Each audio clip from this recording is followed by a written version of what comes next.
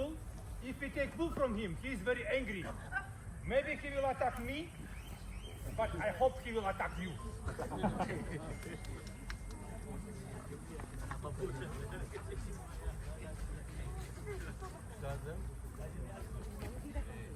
Oh. If he will come, tell him I'm not here, okay? I'm very scared. No.